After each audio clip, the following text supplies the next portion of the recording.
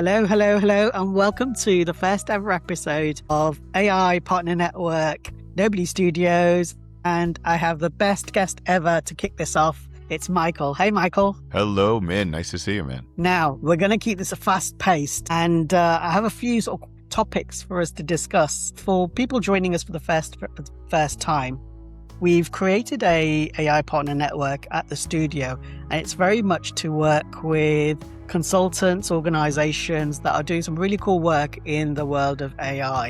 And we're going to really unravel the topic, keep it real rather than what you might see in the news about everyone's making gazillions of dollars, and it's not just all about OpenAI and SpaceX and all that stuff, right? So we're going to make it practical. We're going to learn from practitioners like Michael. Every week we'll have a different guest. Sometimes we might have multiple guests on the same one as well. So the idea is to really kind of learn from each other, what sorts of patterns we're seeing out there, connect the dots, share the expertise, the opportunities, and really kind of understand, well, what kind of real things are people doing with AI? Because there's a bunch of hype, as we all know, about this topic. So this week's question is very much about what kind of AI work are clients actually paying for right now, right? So, Michael, do you want to say a little bit about yourself and your powers before we kick off? Yeah, sure.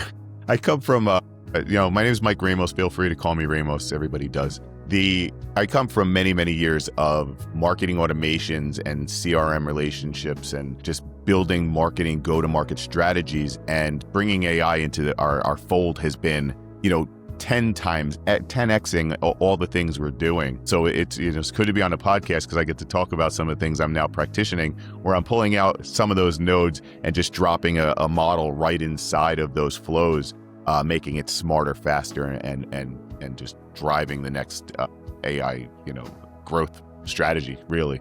I'd really like to understand, and I guess for our audience, real specific sort of use cases as to what are sort of clients asking for right now in terms of the help and support. I mean, there's a lot of hype every time you look at LinkedIn. Everyone's like, oh yes, this is what I'm doing. But when you look behind the scenes, it's not really that much going on. So tell me more about some examples of what type of projects, what was that instigating factor where clients are like, hey, can you help us with this thing? We keep hearing about AI. And then the steps that it took, and then what the outcome of that was. Yeah, so I'll give you an example. In the hospitality industry, there's a group in New York City. They have an event space, and the event space is kind of a twofold. Hey, we have weddings, and you can have your wedding here, but you can also have a nightclub. They have a nightclub, and they promote to people to come and drink and party and have a good time, and on Friday night, Saturday night, whatever. But how do you promote your nightclub and mix that with AI? And that was the question they were asking. And so, we take that right back to the basis of lead generation, right? And awareness, almost top of funnel awareness, who we are, what we do. And so they said, yeah, listen, we want to find those social media posts that are, hey, look, I just got engaged. And now we can drag that down, scrape that information, find those trending opportunities, and then communicate directly to the bride, the groom, whomever, the engaged couple, and say, hey, listen, start with a comment on that post, or drop a DM, or go further and have the AI find out who they are, scrape their information, get their email address, and then cold email them, hey, we are a venue, we love to get your business. And we've also been asked to do a cold voice outreach, right? So literally dialer. And so that ends up taking the entire flow of all things marketing off of one single post, I got engaged, and the AI is going to be smart enough to take it all the way from I got engaged to sign for our venue. I mean, it worked. We've already seen it work, so it's really cool. This is brilliant. One of the things we really look for in the studio when we're considering ideas is, don't make it for the whole world, right? We don't need to create another OpenAI or a Claude. It's very much be hyper-focused, solve a real problem, and then and take it from there. So I really love this example. Can you go into a little bit more detail as to the first set of clients that you actually had to do this? What was that experience like, and how did you develop the flows as you went along? Yeah, it actually goes back to 3 years ago when AI came on the scene for me, right? I mean, AI for some has been 2 weeks, but it became an idea of how do we do lead generation and use AI to be smarter, faster, stronger. And we were doing a lot of manual scraping back then. And the AI was able to take us to the next level and do those tasks again, smarter, faster, stronger, saving us time, saving us money. Can you give us a little bit more detail as to what was that journey like with the first few clients in terms of the initial idea to the execution, and then what the output and results and metrics were? Got it. So it wasn't only about the hospitality industry per se, and it just so happened that they signed with us to get this particular solution in place, right? Yeah. The difference was I had built originally an AI sales assistant that did all of those tasks, right?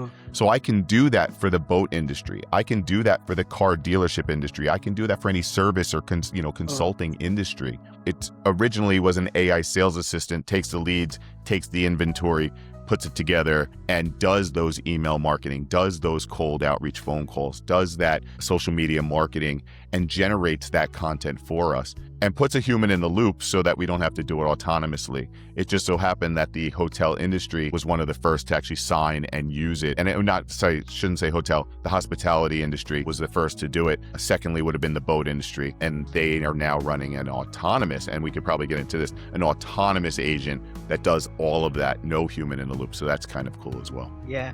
So we should totally get into that next example. So the boat industry, I'm all ears. Tell me more again. What was the initial sort of query? What was the problem that you're solving? And then how have you used AI to help solve that problem? Yeah, the boat industry is kind of cool because I've worked with many sales or organizations for a very long time, and I always stick to that 80-20 rule, right? This 20% of sales reps are actually doing 80% of the work, and that 80% of those sales reps that are not producing or performing, we can figure out a way to make them stronger, faster, more effective. And that's where I thought, hey, building an AI sales assistant for these people would help brokers, dealerships sell more boats. And so when I went out to the boat show, I'm, for lack of a better term, knocking on doors. I was walking the docks, and every dealership on the dock, I said, hey, listen, I have a tool. It's an AI sales assistant. It takes the leads, it takes your inventory, it puts it together. And they said, what's super interesting about what you're saying is it's not just that 80-20 rule and making our other 80% stronger. It's going to save us money on holding costs. It's good, meaning if I have a boat sitting on land, in whether it's an inventory, whether they took it in for a trade, the longer they have to hold that boat, the more money it's costing them, right? So sell the boat quicker and get it off of their books faster is literally the problem that we were solving for originally. It just so happened, again, I had already worked with sales teams. I already understood their process. And it was just a matter of tweaking it to be very specific to boats, that mentality, and being able to follow a specific flow from initial lead or requalifying lead all the way through to sale, or when it needs to be elevated or escalated to a human. Fantastic. Thank you very much, Ramos. That's all we have for today. Appreciate all the advice, sharing all the work you're doing with your clients, and look forward to our next chats. I'm in. Thanks for having me. I appreciate it. Thank you.